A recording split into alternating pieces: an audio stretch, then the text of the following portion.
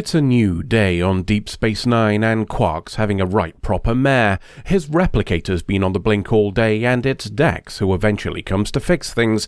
It would have been Eggnog, but he's away on a trip to Ferenginar, and Jake's gone with him. The trip is official business, we learn, a formal message from the Federation to the Grand Nagus himself, and they presumably thought sending it via the single Ferengian Starfleet would be a fitting gesture. Jake thinks it's a request for the Ferengi to join our war against the Dominion, which is why he lied about coming as a tourist when he actually wants to snag an interview with the Nagus. Sounds like shenanigans, but the universe has different ideas when it throws some Jem'Hadar in their general direction. Scarpering is the smart choice, though towards Dominion space is not the ideal direction. It's academic anyway, as the Jem'Hadar ship giving chase eventually catches up, so we do a little flying around to make ourselves a more difficult target. Difficult, but not impossible, and kabooms abound. Lucky for us, then, that the Defiant turns up to help. Except it's not the Defiant, but rather another ship of the same class called the USS VALIANT. They're on our side at least, and that's all that matters, especially when another kaboom knocks Jake on his arse. They're both teleported away and find themselves on the Valiant. They also find the officer doing the teleporting is a bit on the young side. That's a theme running through the whole ship, and even the captain's a touch undercooked. Sounds serious, so let's undermine it by sticking a name on him of our own. The wheel has decided we'll be calling him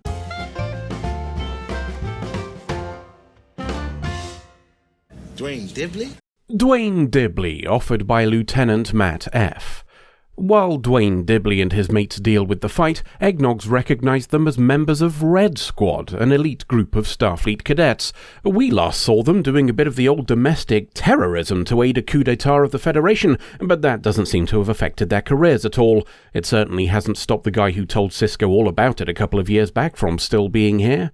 We kaboom the Jem'Hadar ship and move on to the business of repairs. The Defiant class of ship being a bit temperamental isn't helping, but Eggnog's previous experience on the prototype gives him the chance to offer some pointers. With that out of the way, it's time for a lore dump.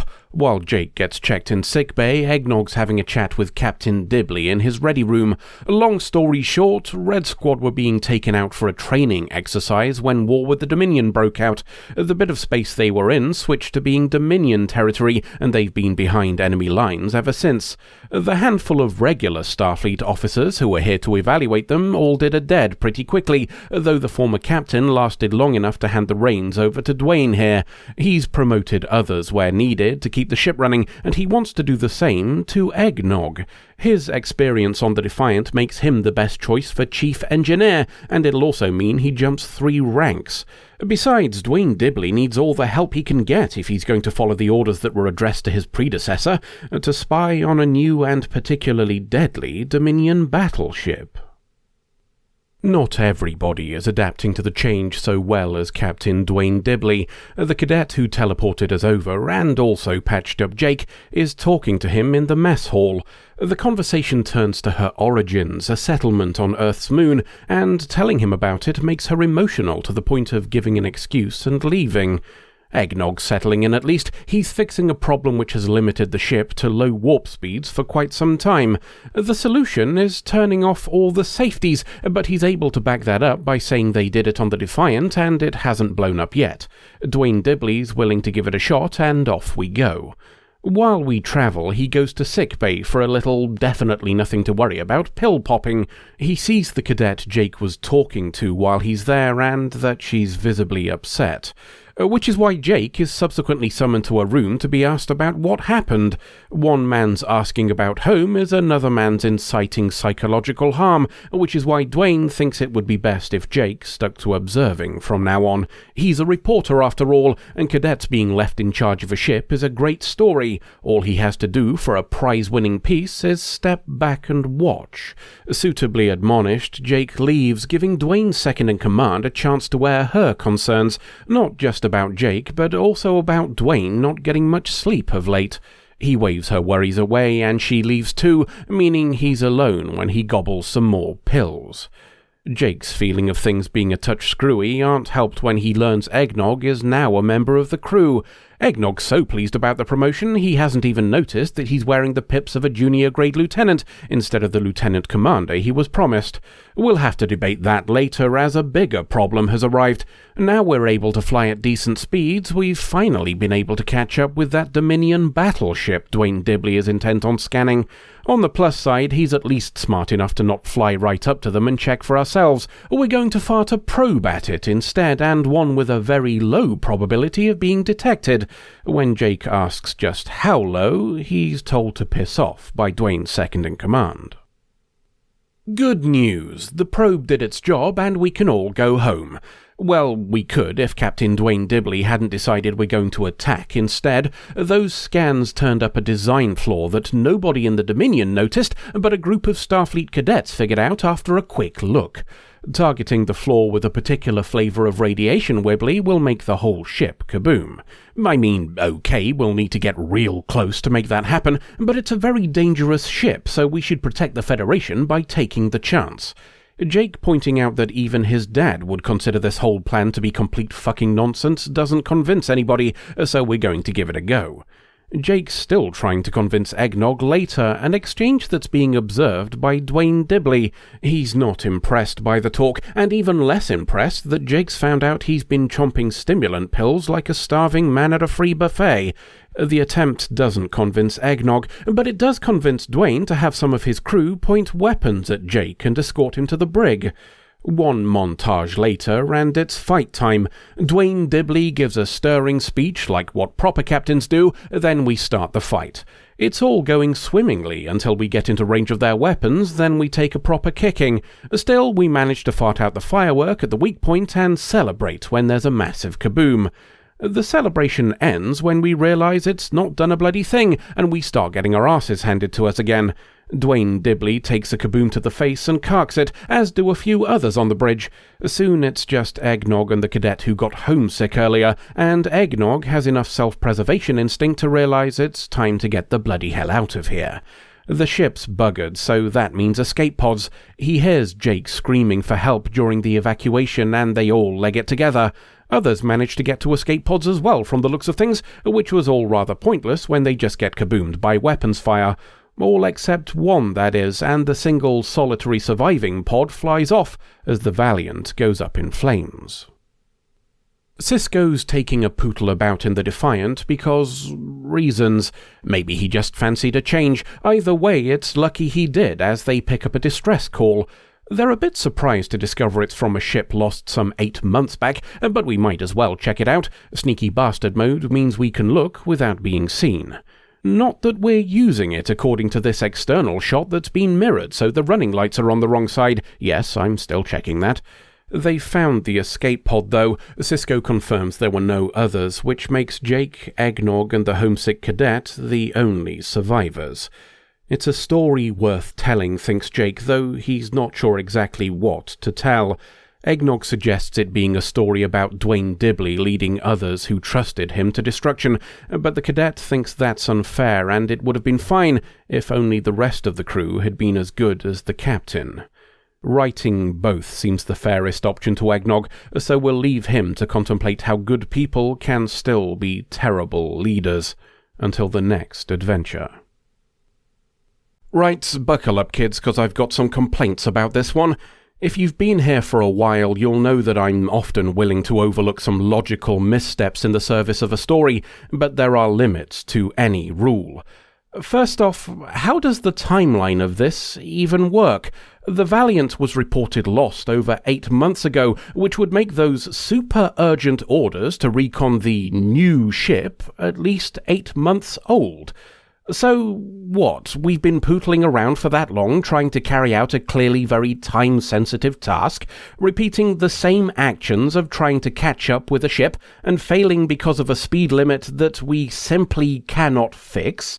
And the battleship in question has been hanging about in the same area for just as long, has it, without performing any of the attacks that Dwayne uses as a reason to confront it? I can get Dwayne Dibley liking his pips too much to go home and let someone who knows how to use an accelerator take over, but the entire rest of the crew, Not a single person aboard said, "Hang on, lads, this is clearly bollocks. We can't even outrun a bloody mega shuttle. How are we supposed to get near enough to a dreadnought? Every day we spend dicking around is a day another ship could have gathered the data that Starfleet Command said they desperately need." I get that we're dealing with cadets rather than full crew and that we can't expect too much rocking the boat, but we also know that they've got at least 2 Vulcans on the crew. Did neither of them see the obvious logical option? It's not just their actions either, but a fair portion of the entire setup too. Why are they on a Defiant class?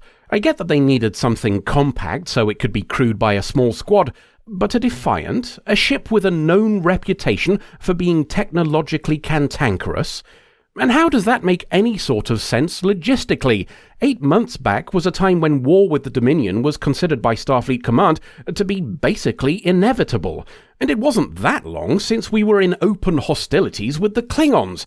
How does using one of our most potent warships to train cadets on a presumably months-long trip, if they're circling the whole Federation by the way, sound like a good idea to anybody involved during a time of heightened conflict? I'm more than happy to skip over the odd stone in the path of a good plot, but this is a bloody obstacle course. Whilst I confess I struggle to suspend disbelief for those points mentioned, there is something in the episode that gave me pause. A cadet-crewed ship being left to its own devices is certainly not the norm, or even a situation the Academy could have foreseen, but it does raise a salient point about Starfleet recruitment in a wider context. We don't know what age you need to be to apply to Starfleet Academy, or even if a minimum age exists given the differences in lifespan for the many and varied Federation member species. What we do know is everybody in this episode was young. I couldn't find ages for all the actors involved, but Courtney Peldon, who played Dwayne's second-in-command, was 17 when this was filmed. The likelihood of this being her first year in the Academy is slim given her manner and provisional rank, so she was younger when taken on. While I've banged on repeatedly about Starfleet being a primarily science and exploration organization, there is still an element of it having a military capacity, albeit defensive. And we know from this episode and from Eggnog's year on assignment at DS9 that cadets are sent out to do the job while still in training. All of which, taken together, gives us an unpleasant conclusion. Our utopian Federation is creating child soldiers. Let's leave that there and tidy up some other bits. First, then, is that the part with Odo mocking Quark for his affection towards Dax doesn't ring true. Laughing at the buggered replicator? Sure. Taking pleasure in his customers being dicks to him? Yeah, I buy that. But romantic connections are the one thing they don't fuck about with. Odo helped save Natima for Quark way back when, and Quark's been the only real confidant Odo's had about Kira. Rubbing Dax in his face just doesn't sit right with me. If we're being ungenerous, it smells of padding, someone not knowing the character enough or not giving the writing sufficient care. That conclusion of padding might also explain the almost a minute-long montage that we get prior to the combat near the end of the episode. Perhaps that was an attempt to show these cadets to be every bit as driven and professional as a full crew, but I'm not sure a shot of a guy climbing a ladder or filling a cupboard conveys that thought particularly well.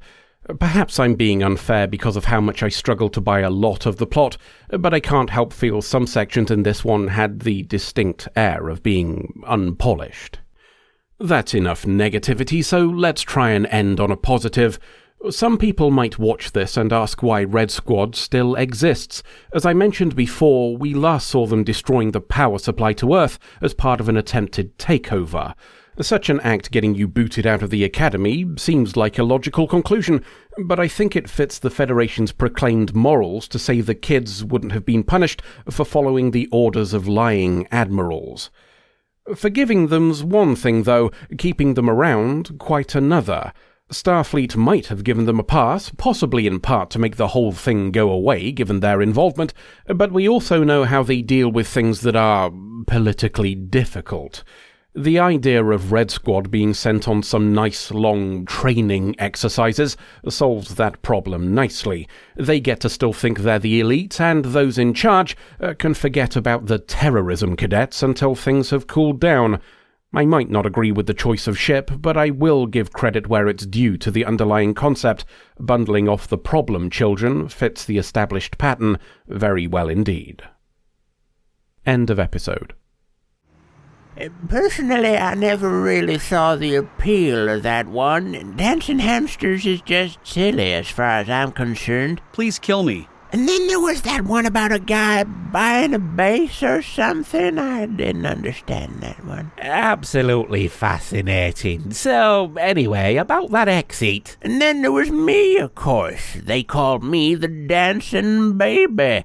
Hold on and I'll give you a demonstration. And just give me a second to get all these clothes off and find my diaper. Sweet merciful Christ, no. I mean, we do have time if he really wants to. I said no. All right, fine. I think we'll pass, mate. I was a big thing, you know. Internet royalty. Traveled everywhere in my own Rafflecopter. Those were the days back when memes were funny. Not like the nonsense these young'uns go for today. I mean, what the hell even is a skibbity? Oh crap, we're losing him. Stay with us, son. And he's right there in the pan. That's just unsanitary. What are you teaching kids by doing that? Look, if you got fond memories of getting swerved... No, too late. He's gone again. That's on you. Don't subject the rest of us to it, you goddamn weirdo.